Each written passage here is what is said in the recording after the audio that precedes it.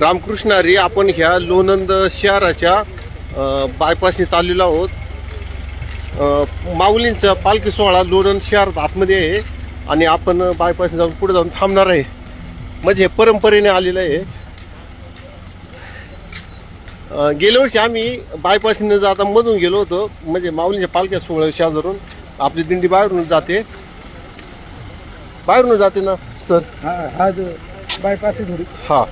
आणि त्या लोणंद शहरात एवढी गर्दी अक्षरशः आम्ही फार घामाघूम झालो त्या गर्दीने. आणि स्थानिक लोकांना आपले वारकरी लोक एकत्र मिक्सर आल्यामुळे लोकांना चालता येत नसतं. आता बघा आपण थोडं पाठीमागे राहिलो. आपल्याबरोबर महाराज आहेत कैलास सर पोकरकर. आपण बघू शकता. बघा हे सर आहेत. सर एवढं एवढं कडक ऊन असताना हे वारकरी चालतात कसं काय? हा विषय म्हणजे असा आहे की आळंदी ते पंढरपूर पांडुरंगाची दर्शनाची ओढ ही प्रत्येक वारकऱ्याला लागलेली आहे. आणि त्यामुळे ती एक ओढ मनामध्ये मन वेधून घेणारी पंढरपूरचा पांडुरंग त्या ओढीनं ही माणसं ऊन ताण पाऊस वारा वावधान काही पाहत नाहीत. ती आपली सरळ भगवंताचं नामस्मरण करत चाललेले. ते उन्हाची पर्वा करतच नाहीत अजिबात.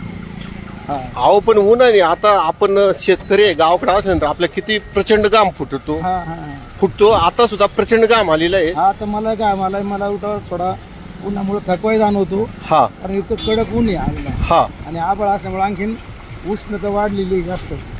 गरम होते अंगावाट घाम चाललेला आहे. पण आता बरं हा रस्ता आपल्याला जो आहे मजल कमी करायचा आहे. त्यामुळे त्या ओढीने चालणं तितकंही पण गरजेचंच आहे. त्यामुळे हे लोक चालतात अशा पद्धतीने. नाही म्हणजे आता हे जे गरम होतंय हे दिंडीतील सगळ्याच लोकांना होते का काही ठराविक लोकांना होते असं म्हणायचं? नाही जीव तिथून एकच आहे सगळा. सर्वांनाच गरम होते. पण आता आपण आपला हा जो भाग आहे शेतकरी कुटुंब असल्यामुळे ना शेतकऱ्यांना उन्हात जरा का कष्ट करण्याची सवय. त्यामुळे ते हे ऊन सहन करतायत. आलं का लक्षात? जर असा कोणी सुकाव्यातला वगैरे काही माणसं असतील तर त्यांना हे ऊन एवढं सहन होणार नाही. असा विषय. त्यामुळं ऊन हा वारकरी सगळं सहन करतो. म्हणजे बोला. म्हणजे ह्या दिंडीमध्ये आपल्या ह्या सोहळ्यामध्ये सगळा शेतकरी वर्ग आहे. साधारणतः 80-90% हा शेतकरीच असतो. आणि शेतकरी बांधवांमुळेच ह्या आज भगवान परमात्म्याच्या ह्या दिंडी वारीला इतकं महत्व आलेलं आहे. ती लोक येत आहेत. तुम्ही कोणालाही विचारा माझ्या व्यतिरिक्त यात कोणता समाज जास्त सहभागी बाबा तर तुम्हाला शेतकऱ्याचंच उत्तर येईल. नाही आणि शेतकरी सोडून जे बाकीचे लोक समजा सर्व्हिस करणारे आहेत किंवा रिटायर झालेले आहेत मग त्यांना किंवा काही व्यावसायिक आहे त्यांना हे ऊन सहन होईल का? काहींना होईल सण काहींना होणार पण नाही. काय होणार नाही तर त्यांना सर्व्हिस करत असताना सावलीत बसून काम करण्याची सवय लागलेली असते. म्हणजे आपल्या शरीराला जसं आपण सवय लावू तशा पद्धतीने ते वातावरण असतं. शरीर सहन करतं. आता जरी सेवानिवृत्त झालेलं असले तरी पण सावलीत काम केल्यामुळे त्यांना हे ऊन सहन होत नाही. त्यामुळं नोकरदार वर्ग जर कोणी असेल सेवानिवृत्त किंवा काही शहरातली मंडळी तर ती इतकी जास्त सलग वारकऱ्यांसारखं चालू शकत नाही असं मला वाटतं. नाही तुमचा मुद्दा खरा आहे. आता पण मी पण एक नोकरदार होतो. 30 वर्ष सेवा केली आपली नोकरी शिक्षकाची. पण आता 4 वर्ष झाले. 4थं वर्ष आहे माझं.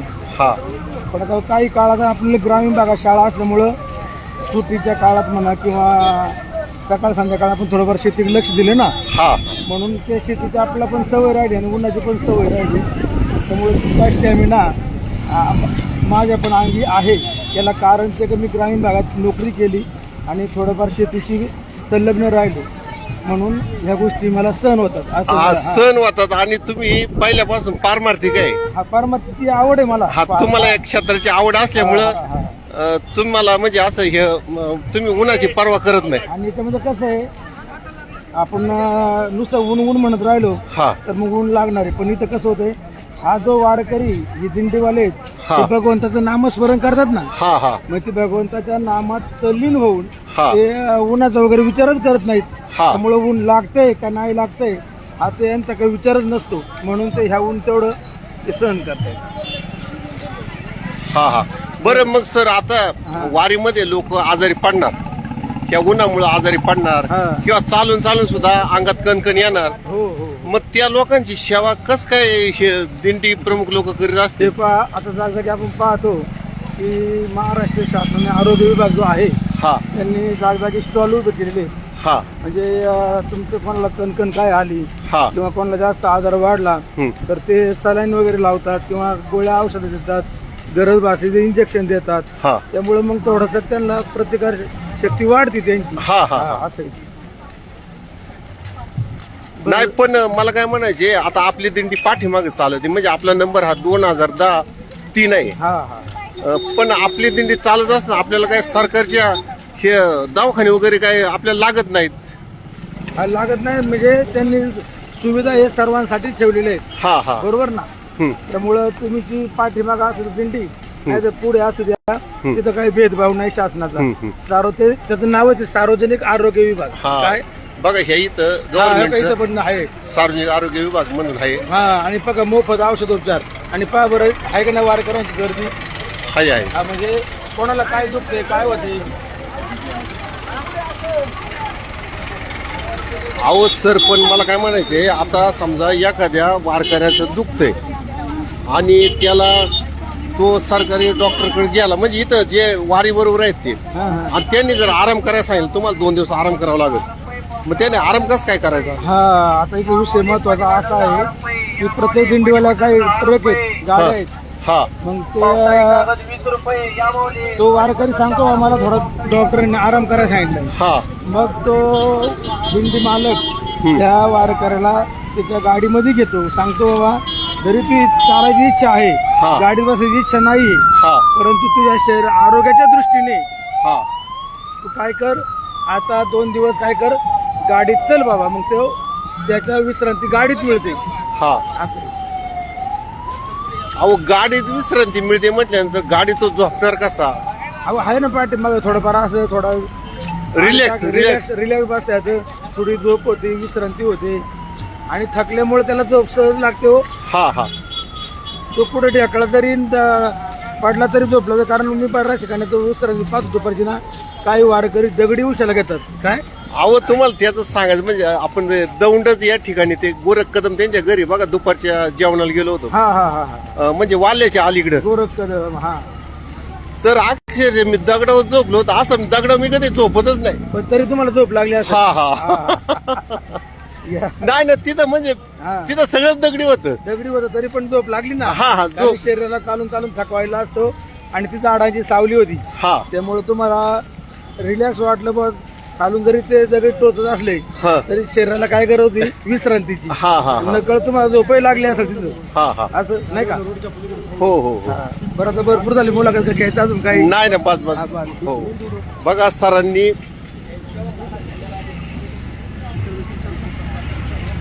सरांना भजनाची फार वेळ आहे. काय झालं मित्रांनो, आता आपली दिंडी पुढे गेलेली आहे ना, सरांची थोडी कंबर दुखत असल्यामुळं सर मागं थांबले आणि मग मी थोडा वेळ सरांबरोबर थांबलो. याला आपण सर का म्हणतो तर हे शाळेचे रिटायर मुख्याध्यापक आहेत, त्यामुळे सर म्हणतो. आणि हे कीर्तन करतात रामकृष्ण हरी जय